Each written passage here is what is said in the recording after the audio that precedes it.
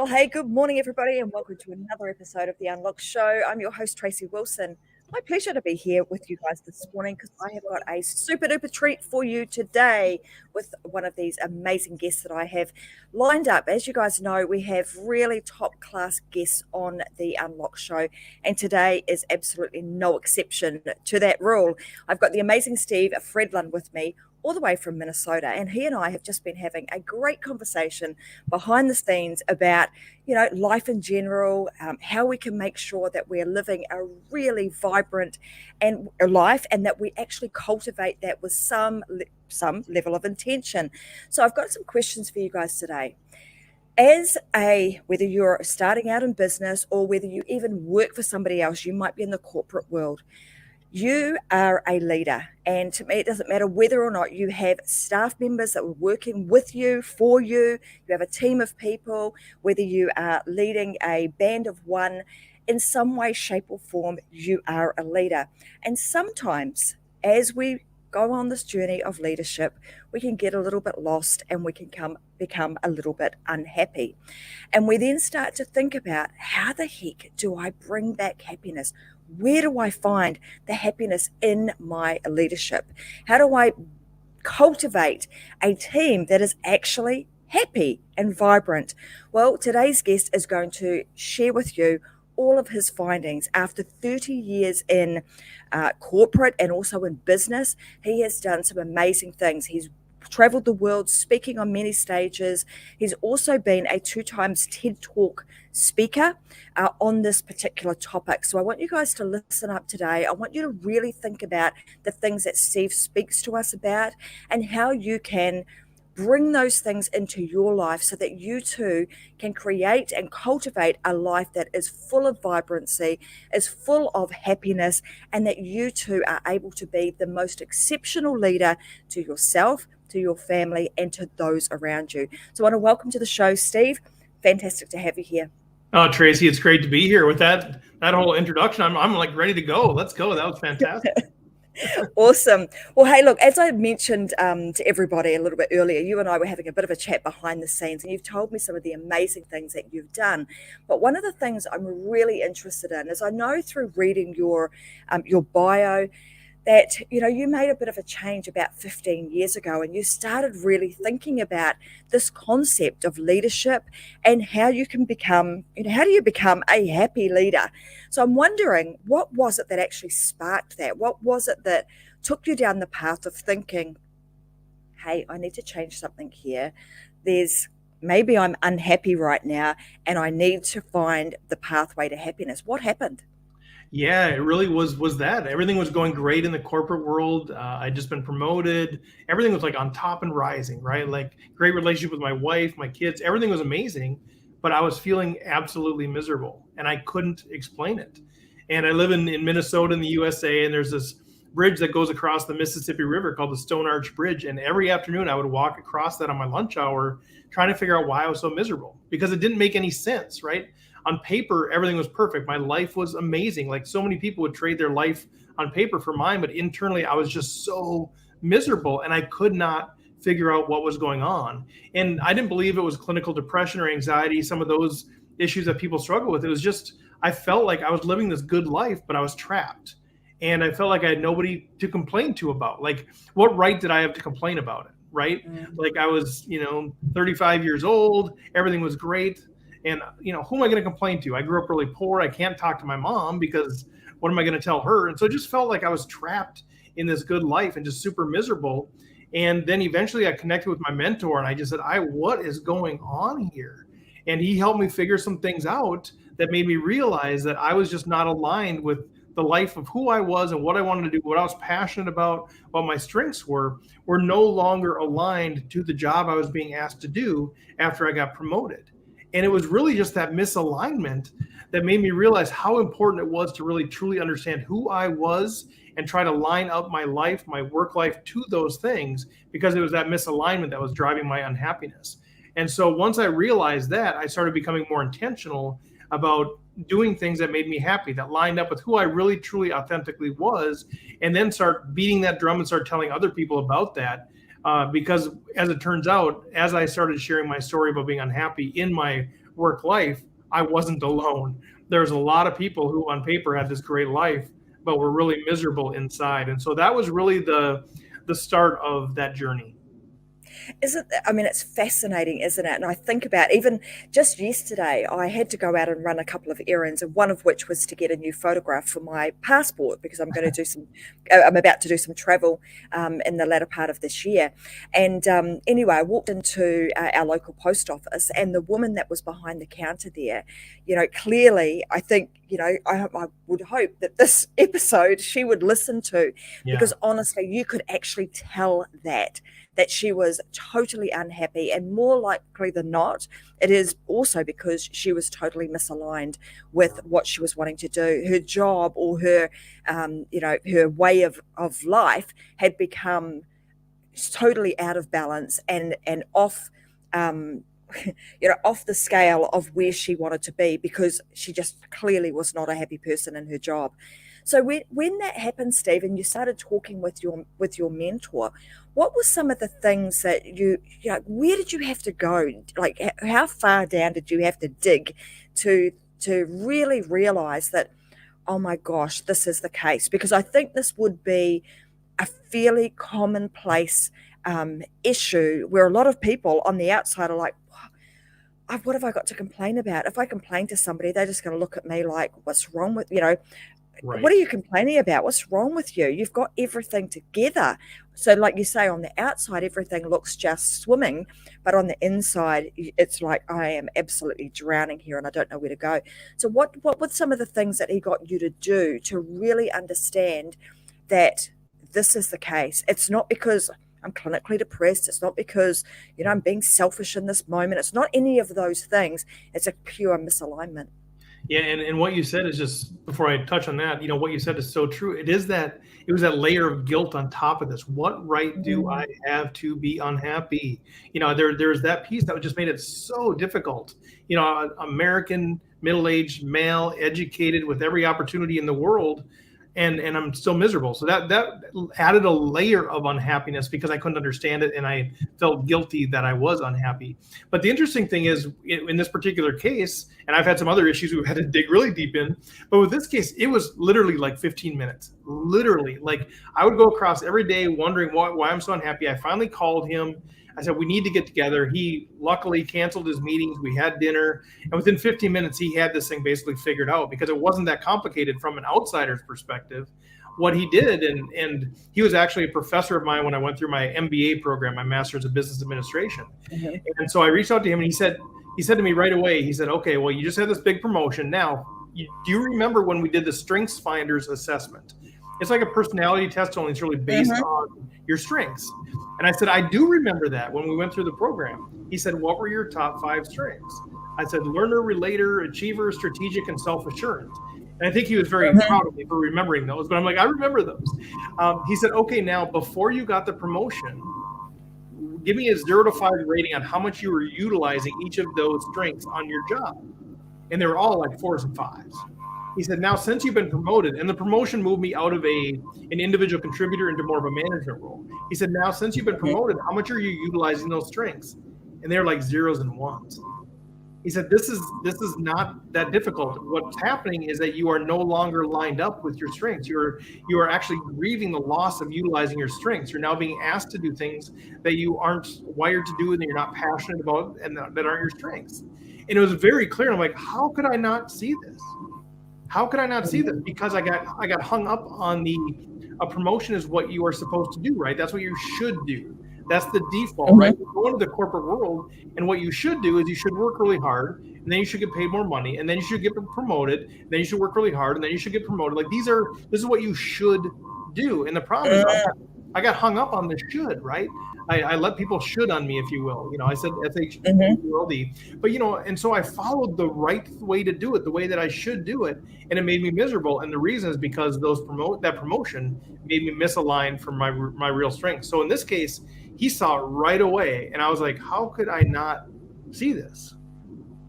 Yeah, it's fascinating, isn't it? And like you say, I think often we'll go through life and we'll do things in a way that we think we should do, the way that society thinks we should be doing things, and therefore we tend to follow that pathway, and we neglect, or we don't take the moments to say, well, actually, is Yeah. that pathway going to take me off track to my true self, my true calling, the innate strengths that I actually Mm-hmm. have? And if I could only recognize those at every move I make, oh my gosh, what a completely different life you would create. So let's fast forward on that just a little, because you know at this point we've got this amazing promotion. You should be happy, Steve. Like, you've Yeah. got a promotion, right? What's What's wrong with wrong you, with you? Right. man? Yeah. What's wrong with Mm-hmm. you? You should have that. So how did you now navigate your way out of that? Because you touched on that piece of guilt, Yeah. because once we've sort of grabbed onto that element of guilt, and we've layered that all over us, and we've said, oh my god, I feel so guilty, now you'll be thinking, okay, how do I get out of this? Because now I've only been in this job for a short period of time. I'm gonna I'm gonna let people down. What are people going to think of me? I feel guilty. How did you navigate your way through that? Yeah, I did something incredibly countercultural. I went Mm-hmm. to my boss and I said, "This job is not for me," and I apologize that I thought it was. I thought I'd be excited about this. I'm grateful for the promotion, all of those things, but this is not who I am. I'm going to be much more valuable to the company as an individual contributor, as somebody who solves complex problems but doesn't have the responsibility for managing people. I think you're going to see more value, and that's frankly the reason why I got promoted, is because I was able to solve these really complex problems. So you have success, and they promote you, and it was very humbling to do that. They were at first sort of very, very, very surprised, right? Because who turns down a promotion? They'd already made all the announcements, like it's all of this stuff, But I said, I'm not going to last here. I can keep trying to fight through this thing, but honestly, in another month or two, I'm going to be looking for another job, because that's it. And, they didn't want to lose me as an employee. And so it worked out that just through communication, and honestly, just being frank with them and saying, this is not who I am. I appreciate it. It doesn't mean I'm lesser than, and they were graceful about that. But just said, I want to back out of this promotion. And Yeah. it was a very countercultural thing to do, because who does that, right? Like, it was significantly more money. It was the next level of bonus pay and all of these accolades that come, and the recognition that comes from being at this certain level, and you have an office, a bigger office, and all this stuff that I thought I cared about. But when I was miserable, I realized that stuff I don't. Yeah, if all things equal, I would like more pay and more benefits and more bonus and a bigger office. That'd be great. But all things weren't equal. I was miserable, and so my choice was to either suck it up and try to fight through it and try to morph into being somebody I wasn't, or just say, "Yep, it didn't work." And so And the way I navigated out of it was just letting them know, and then we reverted back to the position I'd had prior. And I think there's some real courage that you would have had to have found to be able to have that kind of conversation, and I applaud you for actually doing that. I'm interested, because there'll be a lot of people, obviously, that will be potentially listening to today's show and thinking, "Gosh, yeah, I'm not real happy with my job," or "I'm not happy in some area of my life." So, in your experience now, I would imagine that there would be times where the unhappiness doesn't always manifest itself necessarily it might manifest itself and start at work, but it starts to seep its way into other areas of life. And we may not always attribute that unhappiness to maybe our job, maybe the leadership role that I'm in, or how to get out of that, because we've now seen it pop up maybe in your personal life. What are some of the things that maybe you saw that happened firsthand, or that over time now you've seen this happen with others, and then it's been brought back to, actually, that's the problem? Yeah, I think if I understand correctly, yeah, I mean, sometimes it's the stress and the struggle at work and the misalignment at Mm, work that then causes the personal life, and sometimes it's the other way around. It's the yeah. misalignment in our personal lives. We end up working with an organization that we don't align to, or we're in unhealthy friendships, or whatever it might be, and we might not even recognize that that's the issue. But it's sort of taking this toll on us, and then it's all, even though we do these different things. I use the analogy of Jeeps, right? we're in different Jeeps in different parts of our safari in our life. We have our work Jeep and our personal Jeep and maybe our volunteer Jeep and our hobbies Jeep, but they intersect, right? They all impact each other. And so, yeah, I see this creeping in. And I think the biggest issue that I found with people that don't really understand what they're going through and why they're unhappy and why they're miserable, and like the person at the post office, maybe they know they're miserable, maybe they don't. Maybe they can't figure out why. Maybe they think it's the job, but it's not really the job. Maybe the job is perfect for them. It's something else that's going on. And I think the biggest issue is that a lot of people, most of us, don't have clarity on what we really want out of life and what really alignment even is. When we say, okay, well, what do you want? What are your strengths? What are your passions? We don't really know. And so I think what happens is we don't know. And so we just have to get lucky. Right? We just have to kind of get lucky that things are aligned. And when they're not, we're miserable. And we don't really understand what's driving that. We don't really understand that it's misalignment because we don't even know what we really want. We're just kind of miserable and we don't get it. And we don't do the hard work of figuring that out. So I think for me, the biggest takeaway is clarity, clarity, clarity. I think, until we really know who we are, who we authentically are, what we really want out of life, what we really want out of our job or our friendships or whatever that might be, we're just sort of hit or miss. We don't have a target to actually be intentional about. And so I think that's the missing piece for a lot of people that I've talked to that are miserable. They come to me and they say they're miserable. And I say, well, tell me a little bit about what you want out of life. They don't know. And that's not a judgment. It's just the reality that most of us don't really know what we want out of life. Or they say something, I just want to be happy. Well, tell me what is happiness to you? Especially, in the small business world, I work with a lot of small businesses. I say, well, what do you want out of your small business? Well, I want to make more money and spend less time doing it. Well, then I ask the next set of questions and they can't answer it. What does that even look like? I don't know. What is your ideal schedule? What do you want?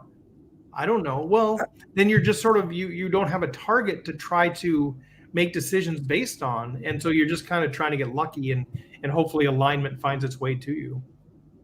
It's fascinating, isn't it? Excuse me, that we have these, these beautiful lives. And we were talking about this a little bit earlier, that, it's not until we get a little bit older, I'd say in our 40s, that we start thinking, oh my gosh, where we thought, looking back, life was such a long, beautiful life. You're going to live till you're 80 odd. You get to 40 and you start thinking, gosh, time is ticking. And really, when you look at things, time goes really, really fast. So and if we think about the number of people, like you're saying, the vast majority don't have clarity, what sort of questions can we start asking ourselves to find some level of clarity so that we can understand and start moving forward with intention, so that we can start creating a life of intentional being and vibrancy? How do we actually do that? What questions can we ask ourselves? Yeah, I think there's a lot of things that you can do. There's a lot of personal coaches. I've done some of this and kind of ask the right questions, but part of it is really understanding who you are. First of all, who are you? What do you want out of life? Where do you want to go? How do you want to get there? What are your values? What are those things that you really truly value? Where are you trying to go? What are your goals in life? What are your objectives? One of the questions might be, 40 years after you pass, how do you want people to remember you? And there's no right answer. The only right answer is whatever you choose there to be. If I say, well, man, I want to be remembered as somebody who left a legacy in this world, well, that might not be your thing. And so I think a mistake that people make is they go, oh, that sounds really good. They read something or heard a speaker and they're like, oh man, they want to leave a legacy. That's what I want. But then they start living that way, and that's not really what they want, and that's okay. And so I think what's really hard is to answer those questions truly and authentically and strip away all of the expectations that others might have of us, strip away all of the shoulds, strip away all of that stuff and say, no, truly you. What do you really want? How do you want to live? What kind of people do you want to be around? What do you want? How do you want to be remembered? And so I think those are the kind of questions that we need to ask. And they're really hard to answer unless you have a really gifted person asking you the next question. I think because we just answer once and we're like, oh, okay, that's fine. I want to leave a legacy. Well, what does that mean? Leave a legacy. What does that even mean? You want to leave a bunch of money to your kids? You want to be remembered as a kind person? You want to start a scholarship? Like, what does that even mean? I don't know what that means. And so we have to kind of fight through some of those things. And even just how do we want to live our days? what is a good day? And one of the questions I ask people, I even ask this during interviews, which kind of wigs people out, especially young people. They tell me about a day where you actually went to bed at night, you put your head on the pillow, and you thought, that was a great day. If I could only repeat that day, my life would be wonderful. What is that? What happened to that day? Was it a beautiful bike ride? Was it you got a chance to paint scene? Was it a walk in the woods? Was it just hanging out with friends? Was it one-on-one friendship? Was it getting a ton done? Was it being really productive at work? Like, what was it that day that just stirred you up, solving a complex problem? What was it? And I think those are the kind of problems or the kind of questions that can give us clues into who we really are and what we really want.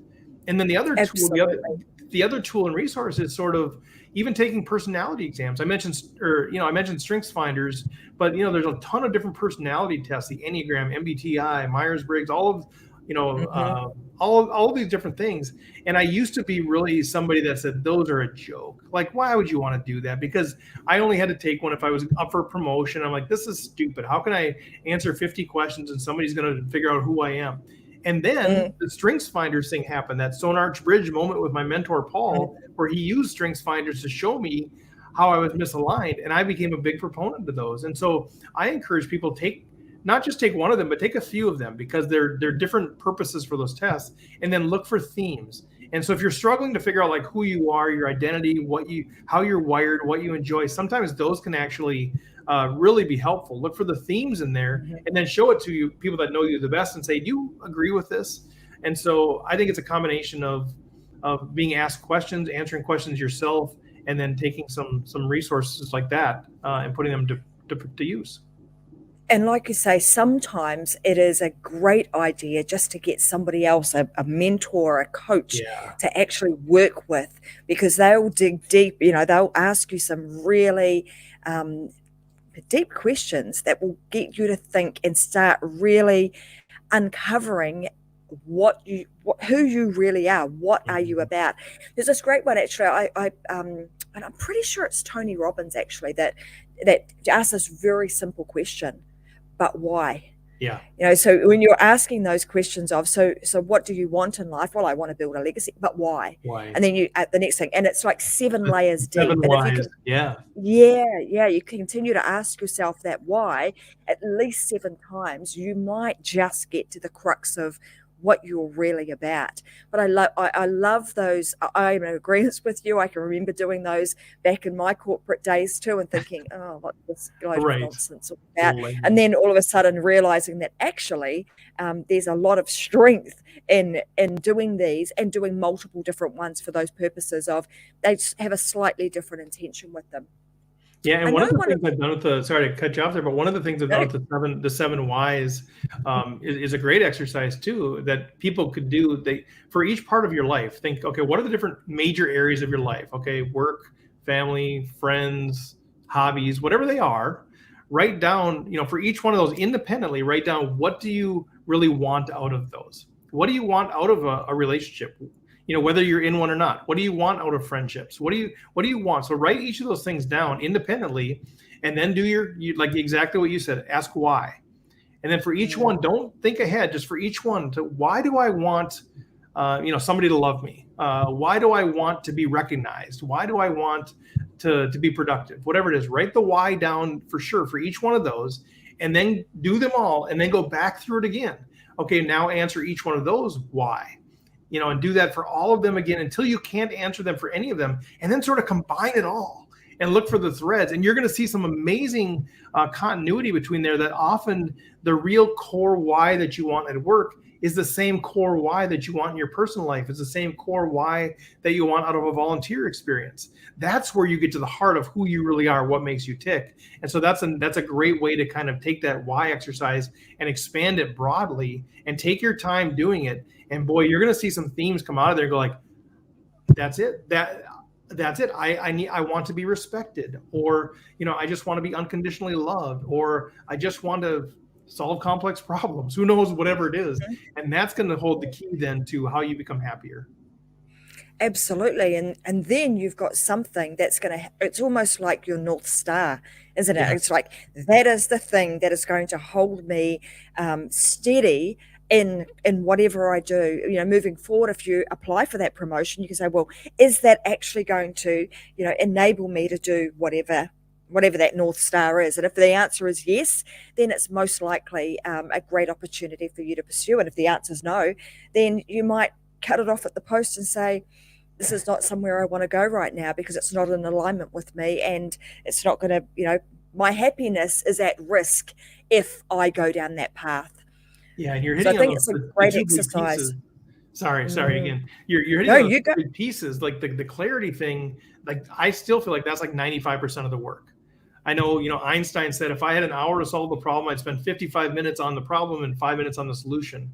And I think so. You do all that hard work and you get that North Star, like you're talking about. But then what you're talking about is that intentionality of actually using it, of actually making decisions based on it. Because it's one thing if we understand the North Star, but if we never use it in our decision making, it's lost. But if what you're saying is saying now that we have that, is which decision is going to move me closer to that? Do I stay in my current home? Do I move? Do I travel to New Zealand or do I not? Like, which one is bringing me closer to the North Star? So again, I apologize, I kind of jumped in there, but what you said was so good. Like, clarity without that intentionality is just sort of like, okay, now I'm just dreaming. It's that intentionality that actually makes it real and actually starts to realign us. It's like when you go to the chiropractor and they fix your back. Like when you start making decisions based on your North Star, that's when your back starts getting realigned.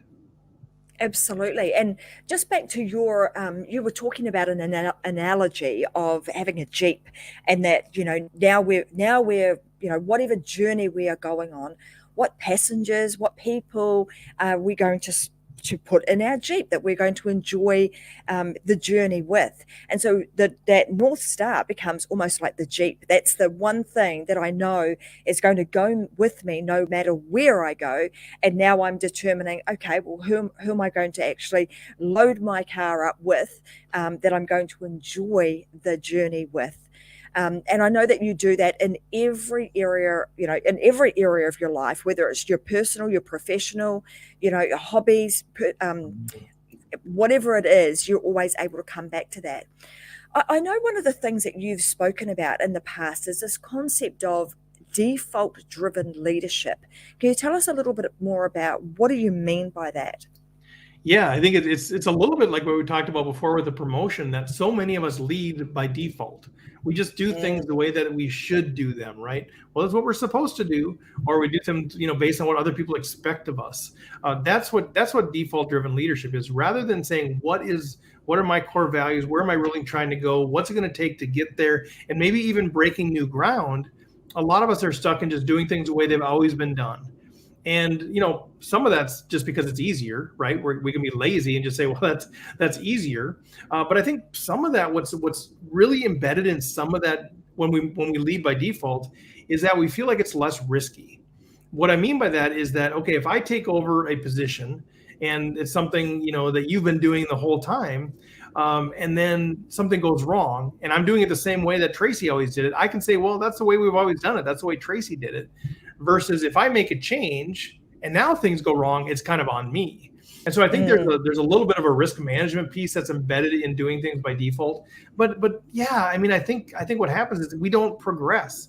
And a lot of times we are hired into leadership positions, or we start a company because we can take things to the next level. They don't want us to do things the way they've always been done, but we get caught up into doing that. Either we get busy or whatever it is. But I think there's so much pressure on us to do things the right way, the way that people expect of us. And I think that's what dampens growth. That's what dampens creativity and innovation. And sometimes it's frankly just because we're too busy, right? We haven't actually equipped our leaders to have the time necessary to be innovative, to be strategic, to be visionary. And so they get caught up just doing the day-to-day stuff. So for whatever the reason is, that's what I mean by default-driven leadership. And I use the analogy, it's like, we lead like we're choosing toothpaste, right? Or we, because, who chooses their toothpaste? Most of us have never really done like a deep dive. What toothpaste tastes the best and which one is the most effective? We usually have our toothpaste based on what we grew up with, or what our, if we, our roommate or our, whoever we're living with, whatever they use. Most of us haven't done it. And so we just we just use whatever toothpaste is out there. We don't really care. We grew up using Crest, so now we use Crest. And I think sometimes we lead that same way. We just lead the way it's always been done, and it's just lazy. And frankly, we end up misaligned a lot of times because the way that they did it before isn't really what we're about, but we're doing it that same way, and now we're misaligned, and pretty soon we become unhappy, pretty soon we become miserable, pretty soon we lose our job, or we take it out on our employees, or something just goes off, and things are just not happy and they're not productive. I mean, interesting analogy around the toothpaste, and that's dead right. You do tend to do things because they've always been done that way without really taking the time to think about what's actually best for me. So if we fast forward a little bit, because we've talked about, obviously that corporate career, and then you having the realizing that at the time, gosh, there's a misalignment here, and going through that process and realizing, wow, I don't think I'm alone with this. I think there are millions of people around the world who are in a similar should be position, because they're doing things the way that they think should be done. Mm-hmm. When you started making this change, what sort of things started happening in your life? Yeah, I became happier. I mean, that Wow. thing that happened, so taking that position, and then ultimately I left the company, not because of that, but I went to a different company, and I was always in these roles where this is what I want to do. I want to solve complex problems. That's what I love doing. And so I would pass up on different opportunities for the ability to solve new problems, the ability to do a lot of different things, because I'm a multi-passionate person. And so what it did is, once I came to that realization that this is who I am, and I didn't need to apologize for it, this is who I am. I'm not going to become an executive Fortune 500 leader. I'm just not. I don't want it. Even if I could, I don't want it. And so it sort of led me down a path of making more intentional decisions around my career. And that's what made me happier. And then eventually I did leave the corporate world altogether about 4 years ago. I just said, this is not who I want to be. And so I left that, gave up, a nice career to do something that I really felt like I wanted to do with people that I felt like were more aligned with who I was. For many years, I kind of felt like a poser a little bit. And I had a great corporate career for 25 years, but I never really felt like these were my people. I'm from a small town. I'm a very rural person. My wife and I are fifth generation in the same small town. Our kids are sixth generation. I just love small town people. And so I just started my own business to work with small businesses. That's what I called it, where I'm just working with solopreneurs, mom and pop shops, these people that are just kind of, they're the lifeblood of their communities. They're the people that live there, work there, eat there, play there, volunteer there, raise their kids there. These are my people. And so I gave up, what I was supposed to do for something that I really wanted to do, that I really felt connected with.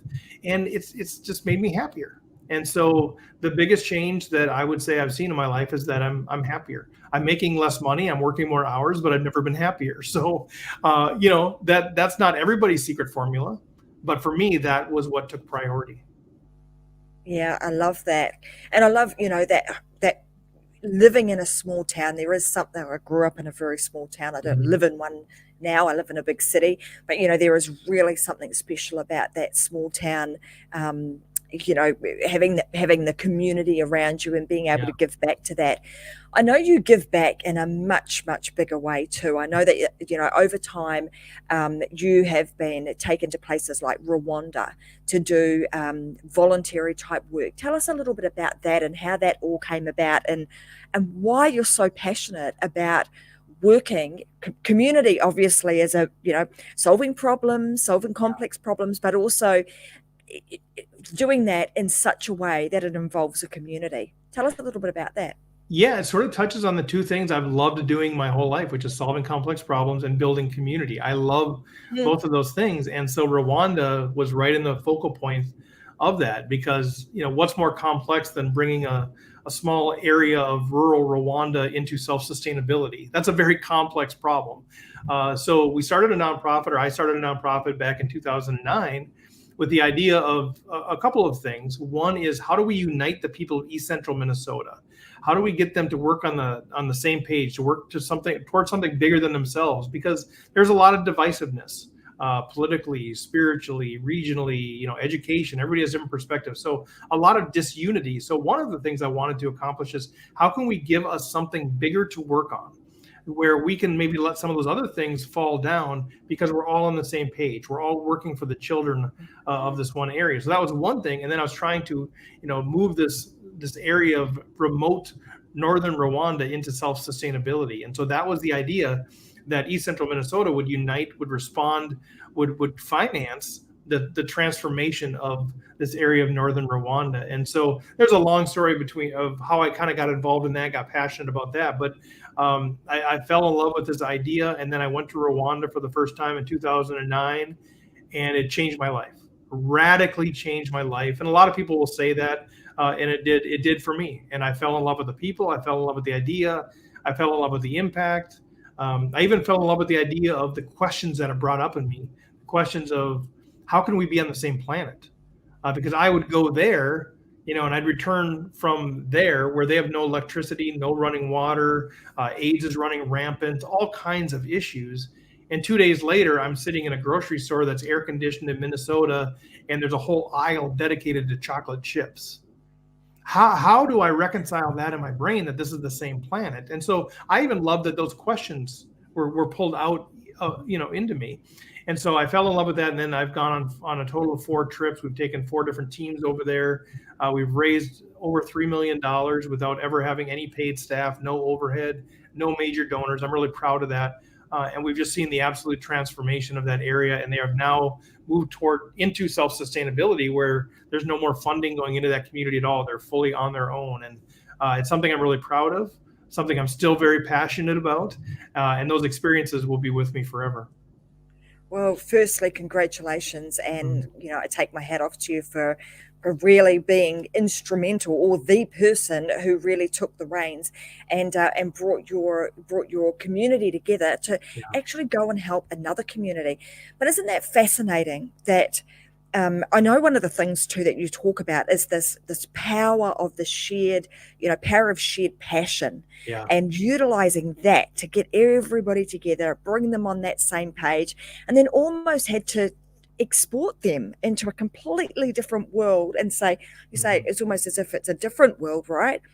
Let's go and go and do something over there, and when we come back, it brings this different level of appreciation, I would imagine, for where you are now. So when you did that, as far as this concept of the power of shared passion, but then also overlaying this concept of leadership, because as you being the leader that's taking these people there, each and every one of them, individuals, would have had some level of self-leadership to have been able to get up, get going, get themselves over there and actually do what they needed to do in such a unfamiliar territory. Like how did you do that, and what was the power of that shared passion, but also how did each and every one of them manage themselves individually to make sure that the project, the mission, was completed?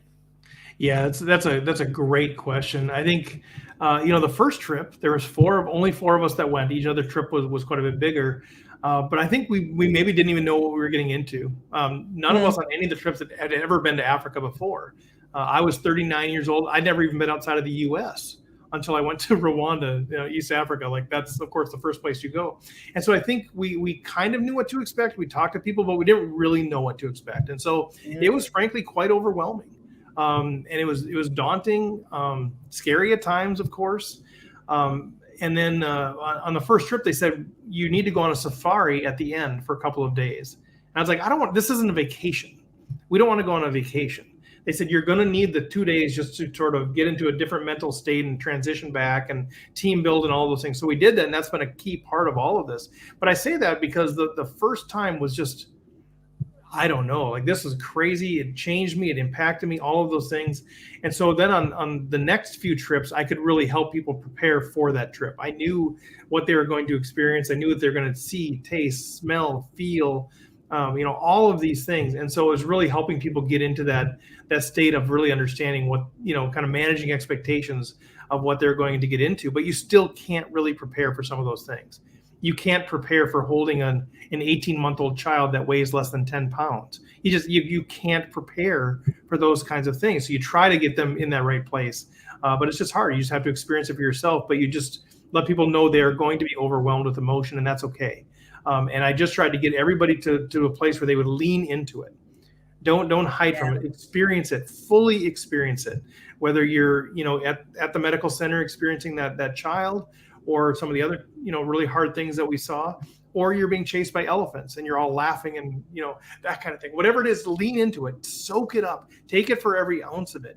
And so that was always my message to people, no matter what's going to happen, try to soak it up. But it's hard to really prepare for that. But just be prepared to be changed. So after experiencing that, because there's one thing to know what to expect, and then there's another entirely different thing to knowing and actually know, completely different, right? Going there and experiencing it. So after experiencing that and then coming back or going back to Minnesota, what sort of things, like from a leadership standpoint, have you seen people transform? Like, what has actually happened since then? Yeah, I mean, a lot of things. I mean, everything from my own personal gratitude. I still haven't turned on a water faucet in the last 13 years without being grateful that I have running water. Like it's changed. I'm getting emotional, but it's changed me that profoundly. From a leadership perspective, I think what I've learned has been a few different things. One is that when you have a shared vision, when you have that idea of the collective we, that idea of something bigger than ourselves, that we can, become part of and help people belong to that. The impact that it had in East Central Minnesota, from all the people that were involved, whether they were giving money, whether they're coming to events, whether they were sewing shirts and pants for kids that we would bring over, donating boots, sewing quilts, whatever it might be, all the people that were involved in that, it transformed them forever. I mean, we could only bring, 10, 12 people on every trip, but there was hundreds or thousands of people that were involved. They walked through the exhibits that we would bring in, and they were forever transformed. And so what I learned about leadership is, you can bring something to people, and when you give them the power to see something bigger than themselves and to actually help them belong as part of a community, to really feel like they are part of something bigger than themselves. And that's a message I heard over and over and over again, because we didn't want major donors. That was always the thing. No major donors. I didn't accept major donations. I would go to these like small nonprofits, like a small church. I remember one board, it was like 3 people on the board. And I think the church had 25 people or something. And this wasn't a religious thing, but just I would bring up to them, and they said, we never thought we could be part of something like this. And so what I learned about leadership is when you can create this incredible vision, and then really help people feel and belong in a real tangible way, that forever changes their life. So there's that. And then what I learned about leadership over in Rwanda is just so many lessons about what's it like to lead from their community members, from their nonprofit leaders, from the people on the ground. What's it like to lead in that sort of a situation? Right? Because we're the Americans, so we have resources, for some people, oh, how fun, you got to go to Africa, right? I mean, we have that benefit, and we get to go back home. We can visit a mud hut, we can visit the 10-pound baby, we can see the maternity ward with no running water, electricity, no floor drain, and the buckets that are just marked placenta and afterbirth. We can see those things and then just come back to our life. What's it like to be a leader in those areas where it's a 40% AIDS prevalence? What's it like to be in a place where people get killed by hippos, and then they're walking home from that funeral and somebody else gets killed by a hippo? Like, these are the people that we're talking with. What's it like to lead in that situation? And you see the heart of these people, and through translators, I was able to figure that out and kind of get some insights there. So, I mean, I could go on and on, sorry, but the leadership lessons are so vast. But the leadership is leadership, no matter where you are. Just like being, their moms care for their babies as much as our moms care for our babies. Their leaders have the same sort of idea that we have here. It's part of a bigger picture. And when you are operating in post-genocide Rwanda, people only know Rwanda for Hotel Rwanda, a movie about the 1994 genocide, where millions of people were killed with machetes and millions of people were exiled, and terrible. But the leadership there that has united Rwanda has been so huge because it's all about having one united, being a cohesive Rwanda, that we will never make it if we are divided. And so it's the same leadership principles of saying, here's the vision.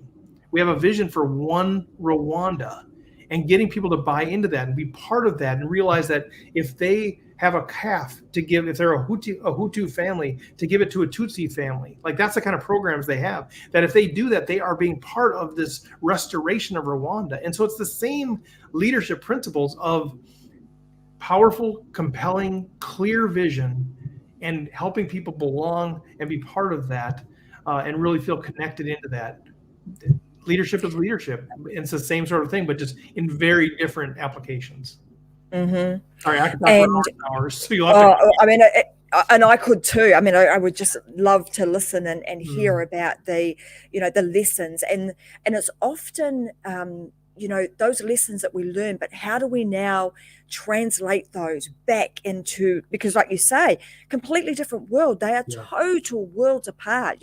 How can I possibly be in, my hometown where I walk into a supermarket, it's air conditioned, I can go home, I could turn the tap on and running water happens, but yet I go to Rwanda and none of that. It's like, why do they not have this? How can this even be possible that I can have this and they don't have any? But yet there's something very common about both situations, and that is, it doesn't matter where you are, that you need to have strong leadership to help guide and bring a community together and unite people together, because like you say, we are much stronger as a united force than we are divided and fighting and all sorts of other crazy things going on. You can really start to make some real difference and some change in whatever it is that you're doing. If you can step up, you can create a vision, you can impart that vision and allow those around you to come on board, allow them to have a sense of purpose and a shared passion for what you're doing and be involved. That's how you're going to get, real change happen. It doesn't matter if you're in the corporate world, whether you're a one-man band trying to influence people in, your local community, or you have a large team of people. Those principles apply no matter what the situation. Yeah, but I think that's so powerful. Want to belong. Sorry, go ahead, please. I'm sorry. No, I was just going to say that's so powerful. Yeah. Like you're saying, people, they want to belong to something that has meaning and purpose to it. Yeah. Yeah, I mean that's it. We all want to belong, right? I mean, the U.S. show Cheers from years ago. We all want to be Norm. We walk into the bar and Norm. We all want to belong. We all want to be valued. Yeah, everybody knows your name. You want to be valued. You want to be part of something bigger. That doesn't change on where you live. Now, what the difference I think is that in Rwanda, it's life or death. Like we all need to be on the same page. We all need to work together. We all need to go to market. We all need to trade our chickens for our cassava. We all need to do that. We don't have the luxury of having disunity in Rwanda. Like they need to. It's a matter of survival. In the US, it's not a matter of survival, right? We have the luxury where we can disagree with everybody, right? So, that's why I think we see more of that disagreement. If it was life or death, we'd probably be more unified like we were in 9/11 or, whatever country has those events that sort of happen. But I think that's but we crave that. We crave unity. I think most of us crave unity. We crave a sense of belonging. We crave a sense of community where we are part of something bigger than ourselves, where we are all on the same page. And I think the leaders that can figure that out and actually apply that to their businesses, to their nonprofits, to their hobby groups, to their associations, they're the ones that are going to get momentum. They're the ones that are going to see success and productivity and engagement and retention. Those are the people that are going to do it. And that's why I'm pretty convinced that the greatest corporate leaders, the greatest business leaders are going to come out of the nonprofit sector. I see this already, because when you are leading a nonprofit, you don't have the same levers that you have to pull in the corporate world. You can't say, oh, I'm going to pay you more, I'm going to pay you less, I'm going to fire you, I'm going to whatever. All you have is vision. In most nonprofits, all you have is vision. You have volunteers that are working hours. You have volunteers that are giving money. You have to lead with vision. If the inside of the corporate world, inside of the business world, small business, entrepreneurs, if you can figure that out, if you can start to apply those same principles that nonprofit leaders apply that don't have those other levers, man, you're gonna go gangbusters, because now people feel like they're part of something bigger than themselves, and they are. And you continue to affirm that time after time, and they are going to give more than they have to. Even if you're paying them, they're going to give more. And not only are they going to give more, they're going to tell everybody about how amazing their experience is and that they're part of something bigger. And you're going to have people knocking down your door to say, how can I work for that company? Because I want to be part of something that big. Yeah. And coming right back to, where we started, which was around, really understanding what is it that you want. And when you start employing people or bringing people on board who actually know what it is that they want, you know that they are in absolute direct alignment with your vision, with your mission, and they are going to be in there, boots and all, ready to go to do whatever it takes to bring the vision to life because they've brought into it and they feel that strongly about it. Before we sort of wrap up today's show, there's one other thing that I wanted to ask you, because I know you talk about this too with your audience, and you say you're not the ball. What do you mean by that? Yeah. So where's my tennis ball? I usually have a tennis ball sitting right here. Yeah, you are not a ball. And I think a lot of us live our lives and we lead like we are a ball. And what I mean by that is a ball cannot do anything on its own, right? If you set a ball on a stage, you set a ball on your desk, you hold a ball in your hand, it's going to stay there literally forever unless some outside force moves it, right? The wind blows or somebody drops it or whatever. And I think that's how we sort of lead. We just sort of sit there waiting for the wind to blow in a certain direction. And the good news is that we are not a ball, right? There's this idea of an object in motion tends to stay in motion unless it's moved by some outside force. And that's what a ball is. It just sits there. The good news for us is that we actually have the ability to start, to stop, to change directions on our own. And so I always encourage people, don't lead like you're a ball, lead like you actually have that capacity in you to make directions. We have more control than we realize in our lives to make decisions about who's in our Jeep. Right? We have more capacity to lead the way that we want to lead rather than just by default. And so realize that we actually have this in us. We have that agency to start, to stop, to move directions. We don't have to wait for the wind to blow. We don't have to wait for somebody else to push us or to kick us or for the place to burn down for us to move. We can do that on our own. And so that's a challenge to leaders to actually take action, to not just sit there and wait, but to be intentional. Yeah, I love that. So I'm going to wrap up today's show and just sort of summarize some of the key points that I think have been really,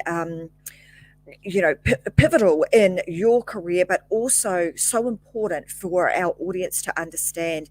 And I think I want to come back to, something we started with, which was around understanding, getting clarity for yourself, like really understanding and taking the time to understand who are you and what do you want out of the life that we have, the opportunity that we've got. What is that going to look like for you? And I'm going to say one of the tools that I've used in the past is even just pulling out a board and pulling out some pictures out of magazines and starting to create by utilizing the concept of a vision board, creating that, getting a picture in your mind about what it is that you want and what makes you tick and what makes you really, truly happy. Get to the bottom of that. Then talking about next steps, building this vision. Because if you've got vision for yourself, I firmly believe then you're able to create a vision for others. If you can do that and you can paint that picture so vividly that others are like, I see that, I want that, I'm in, let me at it. They're going to be on board and you'll have no problem in being able to influence and lead others in a way that is really kind and and supportive. And then the third thing I've really pulled out of what you've talked about today is just be intentional about what you want in life, but in that intention, make sure that you are really you're creating and becoming part of something bigger.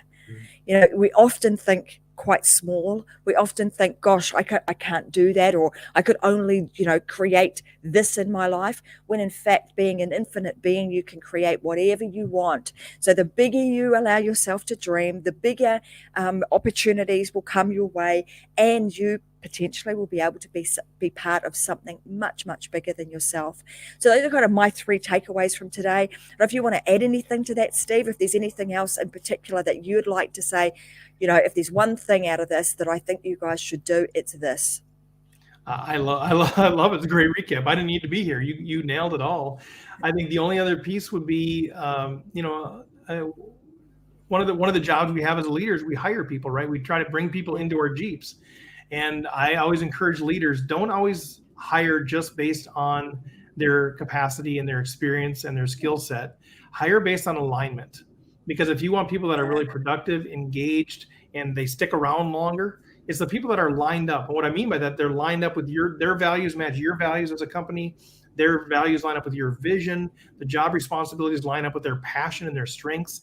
Those things are the most critical pieces that you can do when you're bringing a new peep into your Jeep. So everything you said was spot on. I would just throw that piece in there as well. Which is a fantastic thing to add, because I think that is super important.